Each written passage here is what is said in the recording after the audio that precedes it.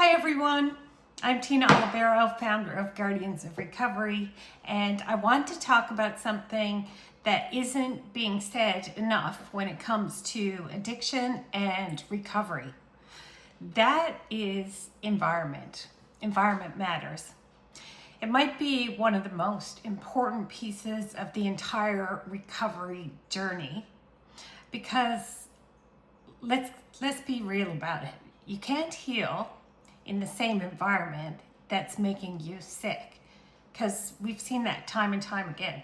Over and over, someone takes the brave step of getting sober, then they go right back to the same people, the same streets, same habits, and they relapse. It's almost guaranteed. So that's why removing someone from their old living space is not just helpful, but it's actually critical in getting people out of the addiction cycle. When we bring someone into long-term sober living homes, we're doing more than like giving them a place to sleep. We're giving them a whole new fresh start, structure, accountability, a clean, safe environment with zero tolerance for drugs and alcohol. That's a whole different ballgame. But more than that, we're giving them actual, hope that this time will be the time they get out. So let's talk about low barrier shelters for a minute.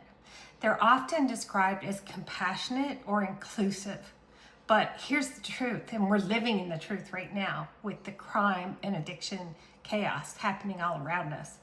When a shelter allows drug use, has no rules, and enables people to stay stuck in addiction, that's not helping. We're hurting that person. We're telling people, you don't have to change. You can keep using as much as you want. You'll just, try to keep you from dying today by giving you a clean needle or a place to sleep. That's not recovery. That's survival. And it's survival without transformation. It's slow, certain death, and in the case of overdose and the drugs these days, immediate death. We've seen it happen in low barrier shelters: violence, theft, drug trafficking, recruiting sick people with mental health issues to be drug mules, overdoses, homelessness. There's no healing in all of that chaos. In fact, it makes trauma much, much worse. So if we don't provide people with a clear path out, we're just watching them cycle the drain. Sober living homes are the complete opposite of that. They are a place where, it's safe, secure, clean, connected, structured, supportive, well thought out, healing. And this place gives people time, which is exactly what the brain needs to heal from addiction. Recovery isn't something, that happens in 7 days in detox or 30 days in rehab. It's a long process. And that process has to be protected. People need 2 years for the brain to heal and to stabilize. So if we're actually serious about solving this overdose crisis, if we're serious about real recovery, then we need to stop normalizing addiction, and we need to start building places where healing is non-negotiable. That's the solution.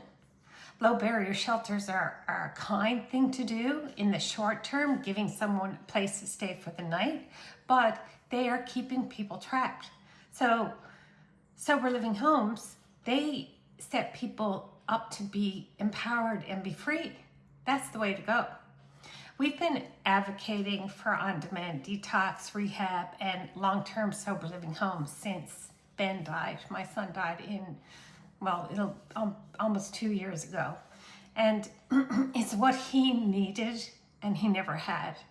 We've answered the government's call for proposals, and now we're waiting on funding from health and housing to put long-term sober living homes in place. And you can help. You can write a letter to the Premier. You can call your MHA. You can stand with us when we have our province-wide rally on September 11th and say, hey, When's our sober living home's going to be here? It's time. Do whatever you can, whatever you think is necessary, whatever is creative, whatever conversation you can have, because it makes a difference. I'm Tina Olivero, and this is why I founded Guardians of Recovery, because we've got to do better. We can, we will. Recovery is possible. I believe it in my heart and soul, but it starts with the environment. Let's give people the space to actually heal, to feel safe, to feel hopeful, and to actually get out. That's my message for today. Over and out.